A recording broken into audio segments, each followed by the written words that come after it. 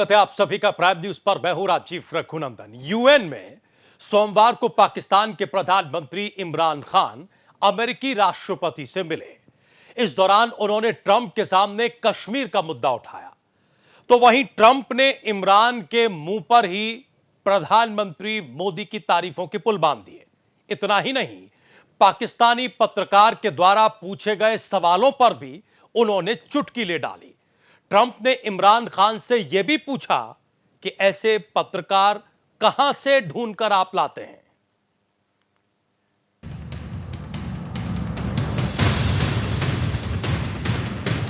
फिर पिटा पाकिस्तान, इमरान की बंद जुबान। अमेरिका में नहीं चला इमरान का कश्मीर कांड। ट्रंप के पंच से टूटी पाकिस्तान की उम्मीदें। इमरान के सामने ट्रंप ने की मोदी की तारीफ। अमेरिकी राष्ट्रपति डोनाल्ड ट्रंप ने पाकिस्तानी प्रधानमंत्री इमरान खान के सामने पीएम मोदी की जमकर तारीफ की और भारत को अपना अच्छा दोस्त बताया।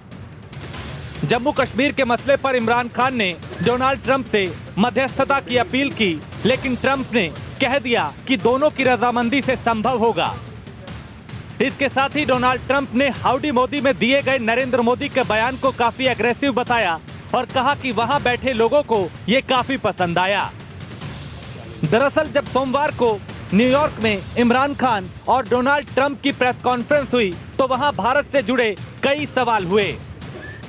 इसी दौरान जब जम्मू कश्मीर पर मध्यस्थता का सवाल हुआ तो डोनाल्ड ट्रंप ने कहा वो इसके लिए तैयार है, लेकिन तभी जब दोनों पक्ष राजी हों। अभी पाकिस्तान इसके लिए तैयार है, पर जब तक भारत नहीं मानता तो कुछ नहीं होगा। इसी दौरान जब डोनाल्ड ट्रंप से सवाल हुआ कि जम्मू कश्मीर पर नरेंद्र मोदी लगातार बोल रहे हैं, ऐसे में आप हाउडी मोदी में उनके साथ थे, तो क्या आप उनसे सहमत हैं? इस सवाल के जवाब में डोनाल्ड ट्रंप ने कहा, हाउडी मोदी कार्यक्रम में काफी अग्रेसिव बयान दिए गए। प्रधानमंत्री ने भी काफी आक्रामक बयान दिया। डोनाल्ड ट्रंप ने कहा उन्हें उम्मीद नहीं थी कि इस तरह का बयान आएगा, लेकिन वो वहां बैठे थे और जब वो बयान आया तो मैदान में बैठे लोग काफी उत्साहित थे। वहां करीब 59,000 लोग थे जो उस बयान से सहमत लग रहे थे, लेकिन ये मानना होगा कि प्रधानमंत्री का बयान काफी आक्रामक था। I was there. I didn't know I was going to hear that statement, I had said, but I was sitting there and I heard a very aggressive statement yesterday from India, from the Prime Minister, and I will say it was very well received within the within the room. The statement itself, that was a big room, there were 59,000 people. But it was a very aggressive statement, and I hope that they're going to be able to come together, India and Pakistan, and do something that's really smart and good for both. And I'm sure there's always a solution. प्रधानमंत्री नरेंद्र मोदी ने क्या कहा था? दरअसल Houston में हुए howdy Modi कार्यक्रम में जब नरेंद्र मोदी भाषण दे रहे थे तो उन्होंने अनुच्छेद 370 का जिक्र किया और कहा कि भारत जिसके लिए 70 साल से इंतजार कर रहा था, उस अनुच्छेद 370 को हमने जम्मू कश्मीर से फेरबल दे दिया। लेकिन इस फैसले से कुछ लोगों को दिक्कत हो रही है, कुछ लोग इस पर बयानबाजी कर रहे हैं। प्रधानमंत्री मोदी ने कहा कि कुछ लोग ऐसे हैं जिनसे अपना देश नहीं संभल रहा, वो अनुच्छेद 370 पर बोल रहे हैं। भारत अपने यहां जो कर रहा है उससे कुछ ऐसे लोगों को भी दिक्कत हो रही है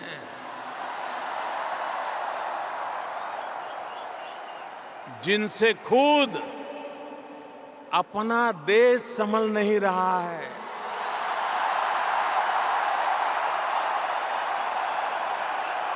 पाकिस्तान पर हमला बोलते हुए प्रधानमंत्री ने इस कार्यक्रम में कहा था, ये वो लोग हैं जो अशांति चाहते हैं, आतंक के समर्थक हैं और आतंक को पालते पोसते हैं। उनकी पहचान सिर्फ आप ही नहीं, पूरी दुनिया अच्छे से जानती है। अमेरिका में 9/11 हो या मुंबई में 26/11 हो, उसके साजिशकर्ता कहां पाए जाते हैं? अब समय आ गया है कि आतंकवाद और उसे बढ़ावा देने वालों के खिलाफ निर्णायक लड़ाई लड़ी जाए। अमेरिका में 9/11 हो या मुंबई में 26/11 हो, उसके साजिशकर्ता कहां पाए जाते हैं?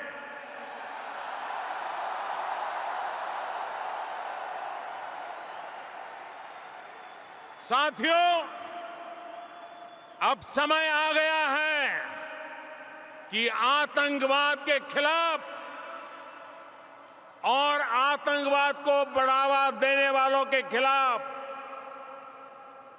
निर्णायक लड़ाई लड़ी जाए। डोनाल्ड ट्रंप ने इसी भाषण का इस्तेमाल किया और इसे आक्रामक बताया। हालांकि ट्रंप ने इसे प्रेस कॉन्फ्रेंस में भारत की तारीफ की और कहा कि भारत अमेरिका के संबंध काफी अच्छे हैं। इसी प्रेस कॉन्फ्रेंस में जब पाकिस्तान के एक पत्रकार ने कश्मीर पर सवाल किया तो ट्रंप ने उसकी भी चुटकी ले ली।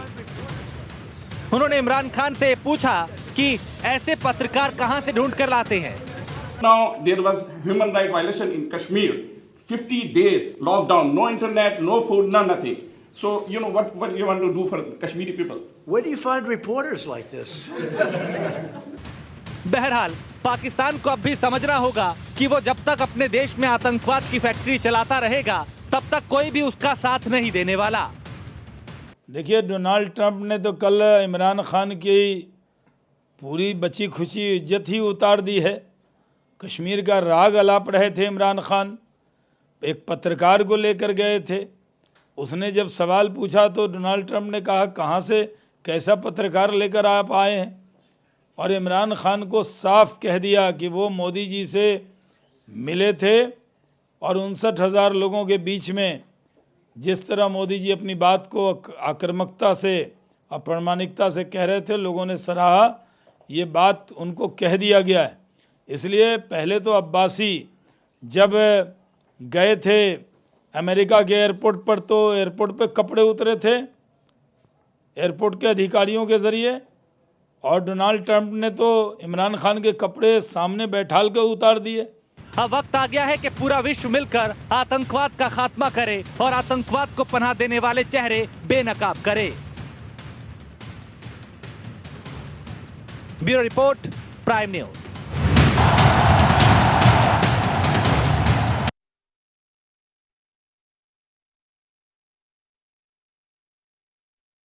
महाराष्ट्र विधानसभा चुनाव को लेकर बीजेपी और शिवसेना के बीच पेच फंस गया है। ऐसी उम्मीद जताई जा रही थी कि मंगलवार को दोनों दल विधानसभा चुनाव के लिए सीटों का ऐलान कर सकते हैं, लेकिन शिवसेना के नेता संजय राउत ने कहा है कि सीट बंटवारे को लेकर कोई अल्टीमेटम नहीं है।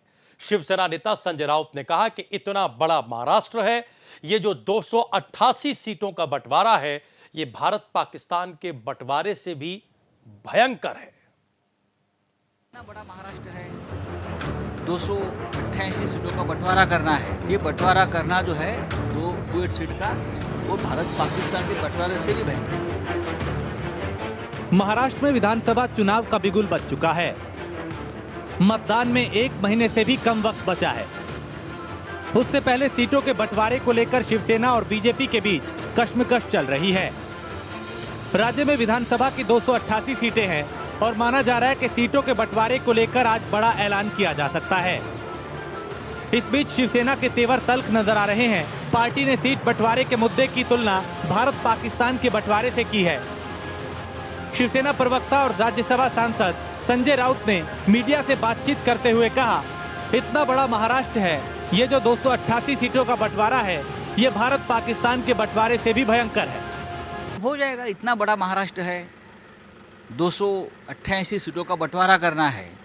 हाँ, ये बंटवारा करना जो है 2 सीट का, वो भारत पाकिस्तान के बंटवारे से भी भयंकर है। वहीं इस पर कांग्रेस ने शिवसेना के अस्तित्व को लेकर ही सवाल खड़े कर दिए।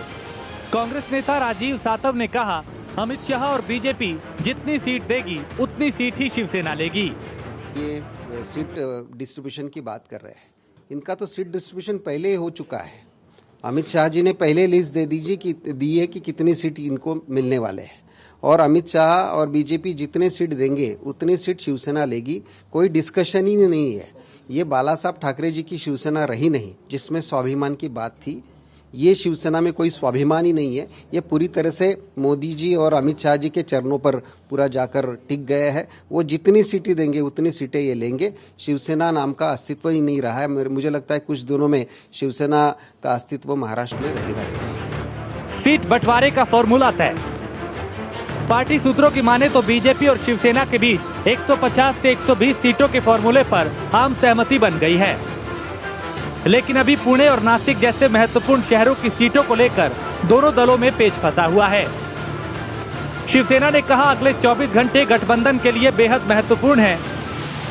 शिवसेना को ये डर सता रहा है कि इन दोनों महत्वपूर्ण शहरों में चुनाव नहीं लड़ने पर वो अपनी मौजूदगी खो देगी। मुख्यमंत्री जी ने कहा है कि गठबंधन की चिंता जितनी उनको है उतनी हमको भी है, और दोनों पार्टी के प्रमुख लोग सीट शेयरिंग के बारे में सकारात्मक चर्चा कर रहे हैं, और जो भी निर्णय है आज या कल आपको बता दिया जाएगा। 24 घंटे की बात आपने कही, 24 घंटे का अल्टीमेटम नहीं था, 24 घंटे अहम है कहा था। दरअसल साल 2014 के विधानसभा चुनाव में बीजेपी और शिवसेना अलग अलग चुनाव लड़े थे। उस वक्त बीजेपी 122 सीटें जीतने में कामयाब रही थी, जबकि शिवसेना को 63 सीटें मिली थीं। वहीं लोकसभा चुनाव के पहले ही बीजेपी और शिवसेना के बीच विधानसभा में 50-50 का फॉर्मूला तय किया गया था। लेकिन आज की स्थिति में बीजेपी ये मानती है कि उसे ज्यादा सीटें मिलनी चाहिए, लेकिन शिवसेना तय किए गए फॉर्मूले पर अड़ी है। महाराष्ट्र में विधानसभा चुनाव के तहत 21 अक्टूबर को वोट डाले जाएंगे। 24 अक्टूबर को नतीजे आएंगे। महाराष्ट्र में 288 सदस्यों वाली विधानसभा का कार्यकाल 9 नवंबर को खत्म हो रहा है। Bureau report, prime news.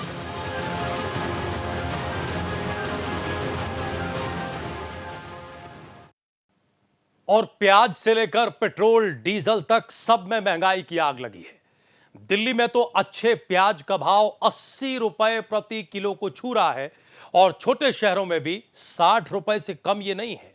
Petrol भाव दिल्ली में आज 20 पैसे बढ़ा तो ये उछाल पिछले एक हफ्ते में 2 रुपए तक पहुंच गया।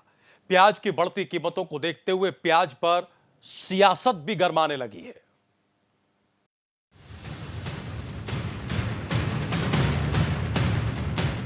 फिर आंसू निकालने लगी प्याज।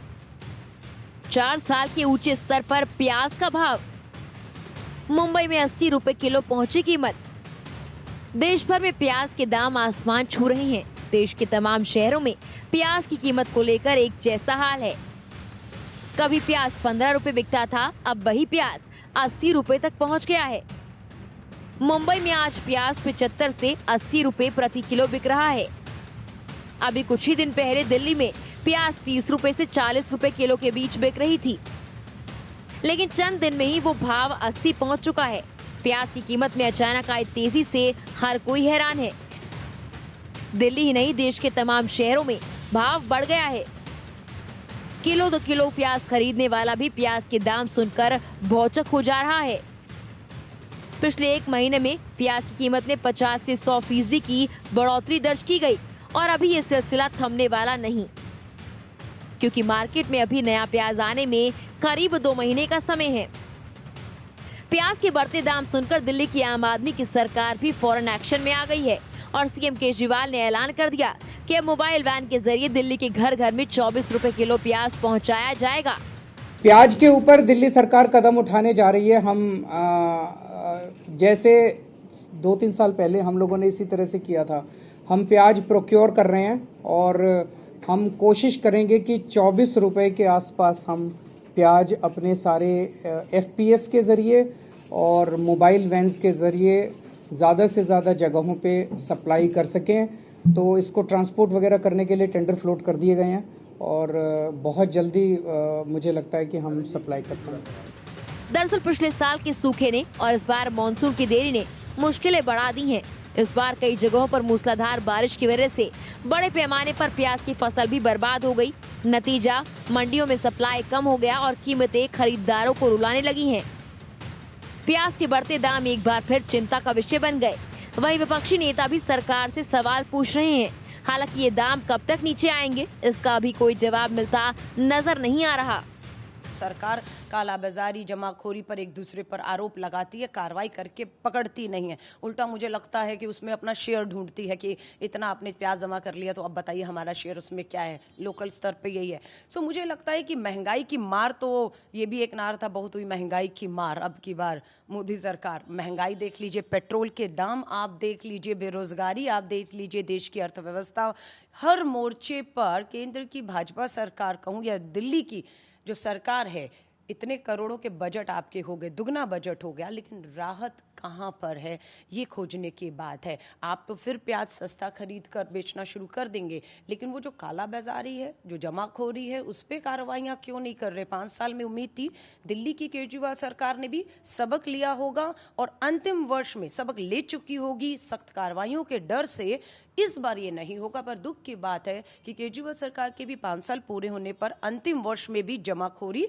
कालाबाजारी और ये सब प्याज के दामों से दिल्ली वालों को जूझना पड़ रहा है, महंगाई से। हालांकि केंद्र सरकार ने प्याज की आपूर्ति बढ़ाने के लिए कई कदम उठाए हैं। सरकार ने पिछले कुछ सप्ताह के दौरान घरेलू आपूर्ति बढ़ाने और कीमतों पर अंकुश के लिए कई कदम उठाए, लेकिन पिछले 2-3 दिन में उत्पादक राज्यों में भारी बारिश की वजह से आपूर्ति प्रभावित होने से प्याज की खुदरा कीमतों में भारी इजाफा हुआ है। Bureau report, prime news.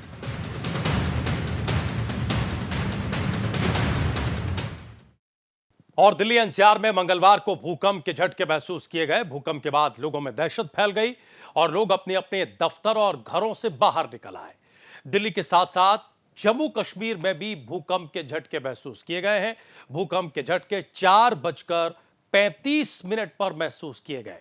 PoK के जाटलान इलाके में भूकंप का केंद्र बताया जा रहा है, जहां भूकंप से भारी तबाही की खबर है।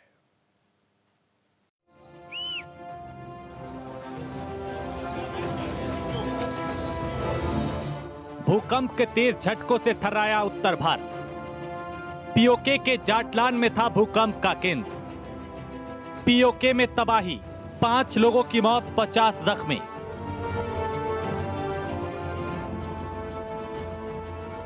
पाकिस्तान ऑक्यूपाइड कश्मीर में मंगलवार शाम भूकंप के तेज झटके महसूस किए गए। रिएक्टर स्केल पर भूकंप की तीव्रता 6.3 दर्ज की गई। इतनी तेज जलजले से पूरा उत्तर भारत भी कांप उठा। पीओके के जाटलान इलाके में भूकंप का केंद्र बताया जा रहा है, जो मीरपुर के करीब है।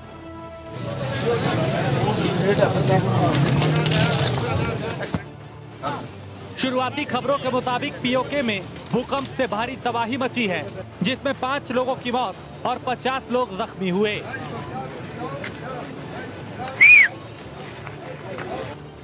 वहां सड़कें बीच से फट गई, गाड़ियां पलट गई। मीरपुर के जाटलान में नहर किनारे से गुजरने वाली एक सड़क पूरी तरह से धंस गई और रोड पर खड़ी कई गाड़ियां बुरी तरह क्षतिग्रस्त हो गईं। इतना ही नहीं, बड़ी संख्या में मकान भी क्षतिग्रस्त हुए। देखिए, आज शाम को 4:32 पर एक अर्थक्वेक आया, जिसका एपिसेंटर रहा Pakistan India J&K state border के आसपास, और इसका रिक्टर स्केल पर रहा ये 6.3, और इसका लैटिट्यूड रहा 32.9 डिग्री नॉर्थ, और लॉन्गिट्यूड रहा 73.7 डिग्री ईस्ट। सर, क्या कुछ खबर आ रही है इसको हमने देखिए खुद भी फेल्ट किया है, यहाँ पे फील किया गया है, दिल्ली तक भी, और पूरा पंजाब, राजस्थान, हरियाणा, J&K वगैरह में सब में फील किया, नॉर्थ इंडिया। जम्मू कश्मीर के राजौरी, पुंछ, जम्मू, उधमपुर और रामबन के कई हिस्सों में भूकंप के झटके महसूस किए गए। जम्मू कश्मीर के अलावा दिल्ली और एनसीआर के कई इलाकों में भी भूकंप के झटके महसूस किए गए। इसके अलावा पंजाब, हरियाणा और हिमाचल प्रदेश के अलग अलग जगहों पर भी भूकंप के झटके महसूस किए गए। भूकंप के बाद लोगों में दहशत फैल गई और लोग अपने अपने घर और दफ्तरों से बाहर निकल आए। हमारी एक प्रैक्टिस चल रही थी फोक डांस की, तो अभी हॉल के अंदर जब हम बैठे थे तो हमारी थोड़ी चेयर्स थोड़ी हिली, तो हमें ऐसे महसूस हुआ कि नहीं कुछ हो रहा है। तो लिटरली वैसा दिमाग में नहीं आया कि भूकंप हो रहा होगा। जब लिटरली हम लोग थोड़ी देर बाहर आया तो सबने बोला कि यार भूकंप आया था, ऐसे फील हुआ कि भूकंप आया था। ऐसे भी जम्मू कश्मीर रियासत के अंदर नॉर्मली छोटे मोटे झटके तो चलते रहते हैं और हमें मतलब अब आदत हो गई है कि भूकंप की। लेकिन ये था कि जैसे जो पहले जो होता था थोड़ा मतलब हाई नोट पे था, लेकिन ज़रूर हुआ और हमने महसूस भी किया। यस सर, हम ऑफिस में बैठे थे, चेयर पे बैठे थे, मेरे साथ फ्रेंड्स भी बैठे थे, तो उन्होंने बोला कुछ हुआ है। मैं हाँ हाँ हुआ है, कुछ थोड़ा बहुत हुआ है, लेकिन उसका कोई नुकसान वगैरह तो कुछ नहीं फील हुआ हमें। कुछ आगे पीछे कुछ देखा हमने, तो पंखा वैसे हिल रहा था, तो फिर नोटिस किया कि कुछ ज़्यादा नहीं है, तो थोड़ी इंटेंसिटी का था, वो बड़ा ज़्यादा नहीं था। जी, अभी हम ऑफिस में बैठे थे तो यहाँ पे हमने महसूस किया कि भूचाल आ गया। तो जो ही हमने महसूस किया कि कुछ झटका महसूस हुआ है, तो हम सीधे नीचे आए और यहाँ पे देखा कि तारें हिल रही थी, लेकिन जानी माल का कोई नुकसान अभी हमने नहीं देखा। जी बिल्कुल, उनके जो अगर हम देखें यहाँ पे जंगलात कहीं रहे नहीं है और इंसान क्या कर रहा है, दिन ब दिन जंगलात को काटता जा रहा है, तो उस वजह से भी हो सकता है। भूकंप की तीव्रता रिएक्टर स्केल पर 6.3 बताई जा रही है, जो धरती को हिलाने के लिए काफी है। आइए जाने कि रिएक्टर स्केल पर किस तरह के भूकंप होते हैं और कितने खतरनाक। 0.1.9 रिएक्टर स्केल पर भूकंप आने पर सिर्फ सीस्मोग्राफ से ही पता चलता है। 2 से 2.9 रिएक्टर स्केल पर भूकंप आने पर